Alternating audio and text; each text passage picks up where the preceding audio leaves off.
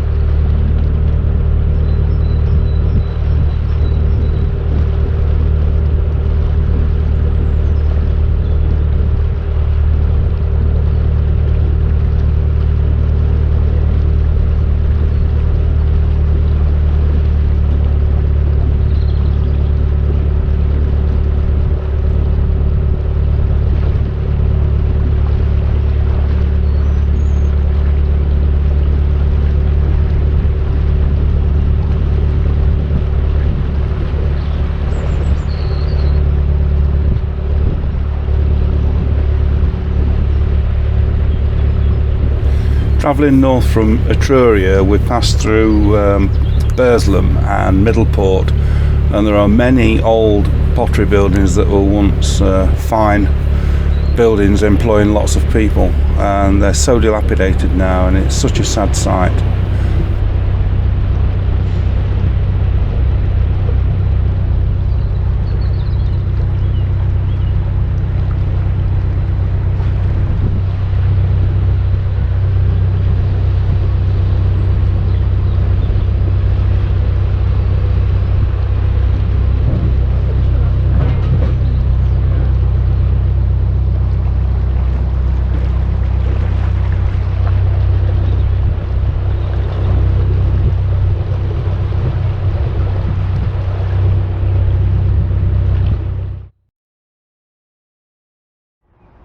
So we've arrived at Westport Lake moorings.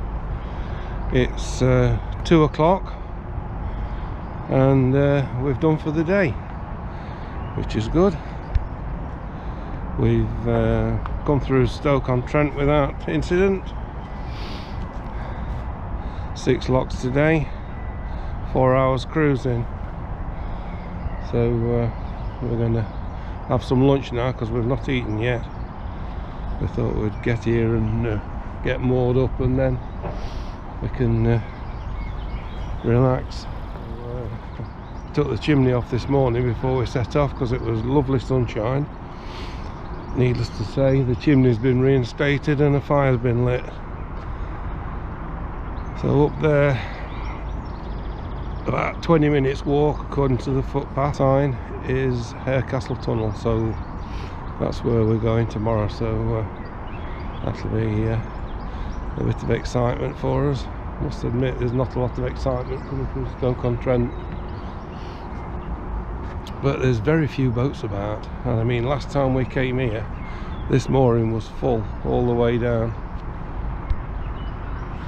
Today there's just us and another boat. At the moment it is early, so there might be some more coming towards tea time, but that's where we are. It's Thursday the 29th of May. It's about 10 to 8 in the morning and we're getting ready to set off now. It was quite misty when we got up. It's beginning to burn off now. Hopefully it's going to be a decent day. The big event of today is to go through Harecastle Tunnel, which is about a mile in that direction. So before we set off we've got to take the crash cover down because unfortunately our tunnel light is underneath, and for it to have any effect we have to take the cover off. So that's the first job. It's not a major task, but it's just something we've got to do. There are rules for going through the tunnel, and you've got to wear a life jacket, and you've got to have lights on and everything else. So we'll sort all that out when we get there. It's a manned tunnel, so there'll be a CRT tunnel keeper who will give us full instructions as to what to do, how fast to go, how far to keep away from the boat in front, if there is one. Hopefully I'll be able to get a bit of footage of the tunnel, but you never know, because the most important thing is obviously keeping the boat in a straight line rather than fiddling around with the camera. So we'll see how we go anyway. So that's what the boat looks like without the crash cover on, and as you can see our tunnel light is right underneath the frame, so we have to take the cover off for the light to be effective. So I think we're all ready to go. There's a couple of boats gone up already. We don't know what time they'll let us through. We won't know that till we get there. But we've got a few boats moored up behind us. When we came yesterday there was only us here, but there's a bit of a line of boats now, so they're all intent on getting through the tunnel at some point. But we're going to set off now so that we're there, and then we can sort anything out that we need to do before. I think we've got to turn the gas off, and I've got to don a life jacket, and Sue's got to be inside the cabin, and that's about it, I think. I don't know whether the chimney's staying on or not. We'll decide that when we get there.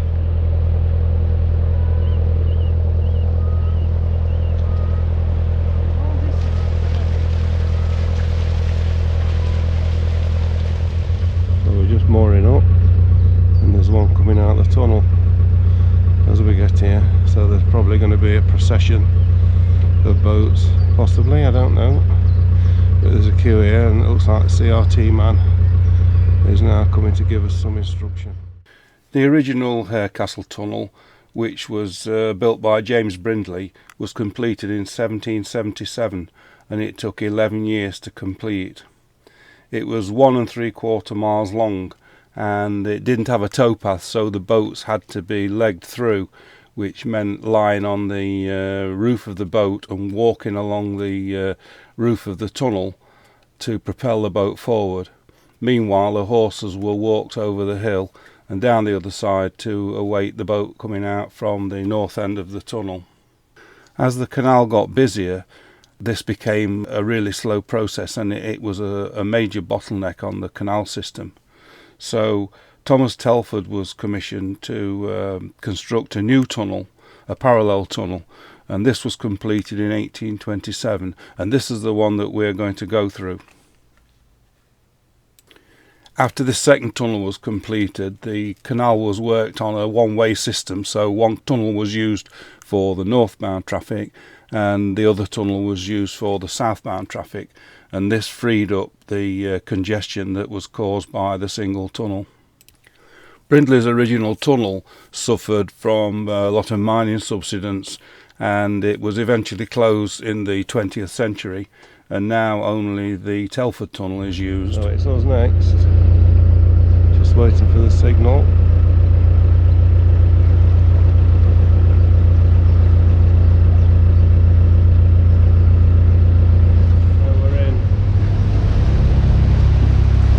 Actually wider than you think because the towpath's been removed, and that's the view looking back.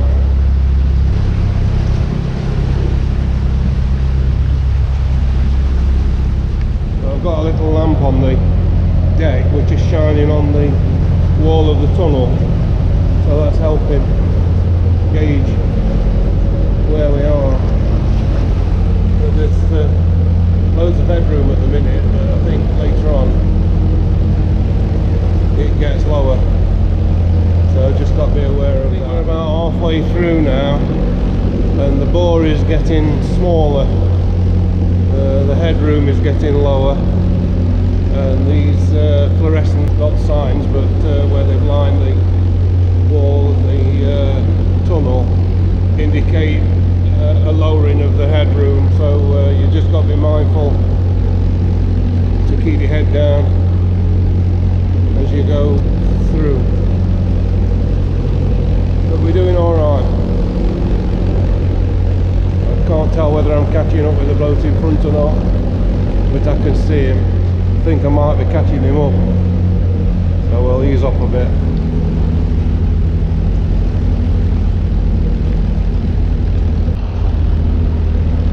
Concrete linings given way now to brick arches. I think we're definitely catching up with the boat in front. So.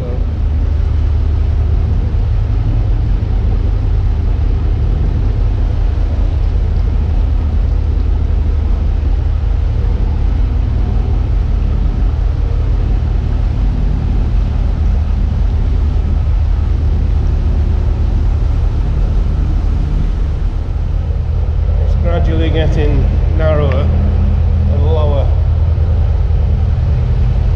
We're quite close to the roof now, just standing upright. There's another marker, and it drops again now. It's not easy to pick up, I don't think, on the camera.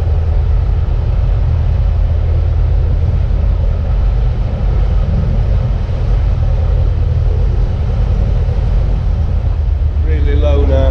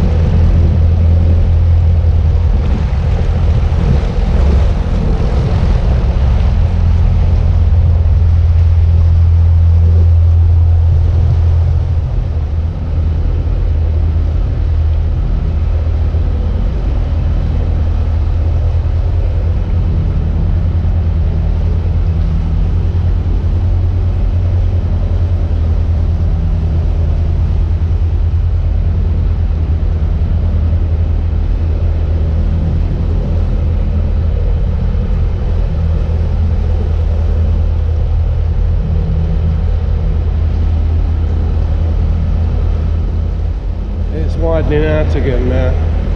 We're getting towards the end.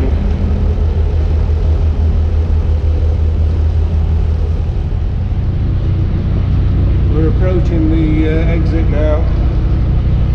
I think all the boats have suddenly gone into tick over speed, so we seem to be bunching up a bit. But it looks as though it's quite a narrow exit, so you can understand why they slow down just to go out. But we'll soon be in the sunlight again.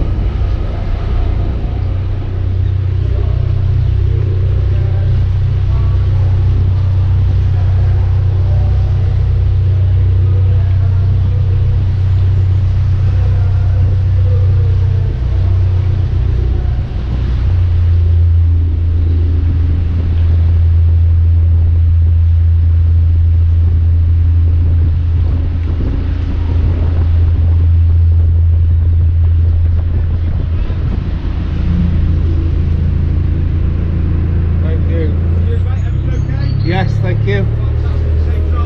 And you, thank you. Right. Okay, thank you. Thank you very much.